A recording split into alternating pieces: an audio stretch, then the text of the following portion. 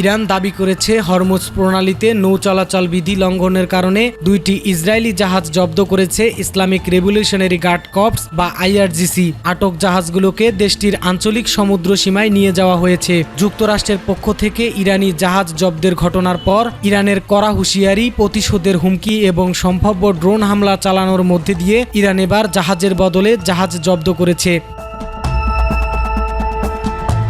ইরানের রাষ্ট্রীয় সম্প্রচার মাধ্যম প্রেস টিভির বরাতে জানানো হয়েছে, আটক করা জাহাজ দুইটি হল এমএসসি ফ্যান্টাসিকা এবং ইপামিনোদেস। ইরানের দাবি, জাহাজ দুইটি যথাযথ অনুমোদন ছাড়াই হরমুজ প্রণালী অতিক্রম করার চেষ্টা করেছিল এবং একাধিকবার নৌ চলাচল বিধিও লঙ্ঘন করেছে।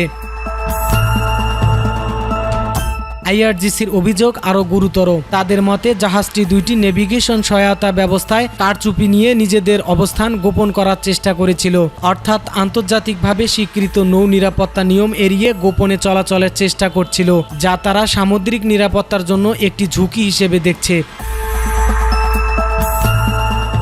এই অভিযোগের ভিত্তিতে গোয়েন্দা নজরদারির মাধ্যমে জাহাজ দুটিকে শনাক্ত করা হয়। এরপর দ্রুত অভিযান চালিয়ে আইআরজিসি নৌবাহিনী সেগুলোকে থামাতে সক্ষম হয়। আটক করার পর জাহাজগুলোকে ইরানের আঞ্চলিক জলসীমায় নিয়ে যাওয়া হয়েছে, যেখানে এখন পণ্য এবং নথিপত্র বিস্তারিতভাবে পরীক্ষা করা হচ্ছে।